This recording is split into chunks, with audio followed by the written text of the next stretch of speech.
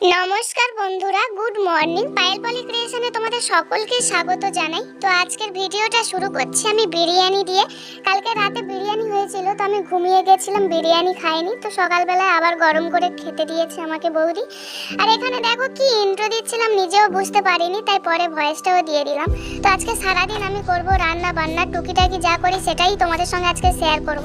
এখানে দেখো পেঁপে 4 টুকরো কেটে নিয়েছি, আর কাটা রয়েছে পটলগুলো পুরো খোসা ছাড়াইনি আমি, কারণ পটলের পুরো খোসা ছাড়ালে কেমন নরম হয়ে যায়, কারণ পটলটা আমি ভেজে তারপরে তরকারি করব।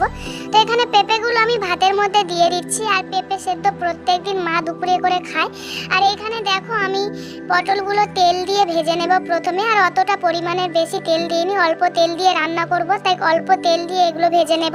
পটলটা ভাজার পরে আমি তারপরে আলুগুলো একসাথে দিয়ে ভেজে নেব। তো দেখো এখানে আমি আলুগুলো ধুয়ে নিচ্ছি পরিষ্কার জল দিয়ে, তারপরে ধুয়ে এখানে তুলে রাখবো। তোলার পরে আমি এগুলো ওই পটলের সাথে দিয়ে একসাথেই ভেজে নেব, আলাদা করে আর ভাজবো না। তো বাড়িতে কেউ নেই, আমি একাই রান্না করছি, একা ক্যামেরা ধরছি, একা সবজি কাটছি, একাই রান্না করছি।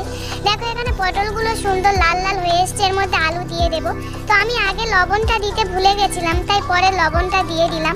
দিয়ে তারপরে দেখো আলুগুলো এখানে ঢেলে দেব, দিয়ে লাল লাল করে আলুটাও ভেজে নেব। যে পরিমাণে তেলটা দিয়েছিলাম প্রথমে, ওটার মধ্যে আলু ভাজাটাও হয়ে যাবে মোটামুটি।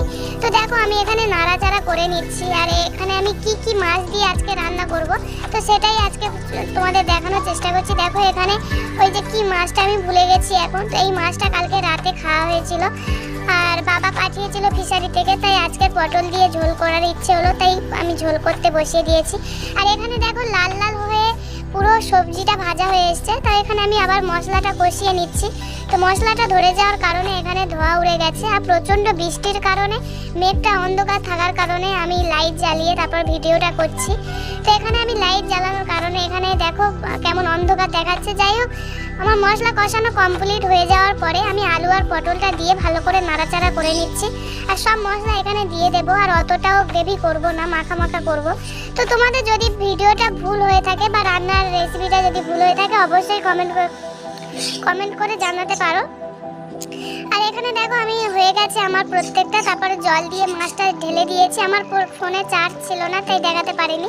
তো এরকম কালারটা এসছে, আর অন্ধকারের মধ্যে বেশ আর সুন্দর হয়েছিল ঝোলটা খেতে। আর দেখো এখানে আমি ফটো তুলে একটা পোস্ট করেছি। আর তারপর বিকেলবেলায় চলে গেছি পাড়ার দিকে। তো পাড়ার দিকে যেতে গিয়ে দেখছি একটা কলা গাছটা পুরো ভেঙে পড়ে গেছে, একটা জেঠুদের পাশের বাড়ি জেঠুদের। তো জেঠুটা বললো কলাগুলো নিয়ে যেতে। এখানে দেখো 4টে কলা একসাথে, জোড়া কলা। তারপর চলে গেছি মামার বাড়িতে। দিদার ভীষণ শরীর খারাপ, আর বৌদির দিকে ক্যামেরা করতেই বৌদি লজ্জায় চলে যাচ্ছে। আর এখানে দেখো পাড়ার লোকও দেখতে এসছে আমার দিদাকে। আর এখানে দিদাকে গ্যাস দেওয়া হচ্ছে, কারণ দিদার শ্বাসকষ্টে বুকের ব্যথা করছে, তাই গ্যাসটা দেওয়া হচ্ছে এখানে। তো তার দিদাকে একটু অন্যমনস্ক করার জন্য দিদি এখানে দেখাচ্ছে ভিডিও, বৌদি দেখছে দাঁড়িয়ে। এখানে 3টে টাকু একসাথে দেখছে ফোন, বাচ্চারা ওদিকে একটা ফোন দেখছে। দিদি এখানে দিদাকে কি দেখানোর চেষ্টা করছে ওটা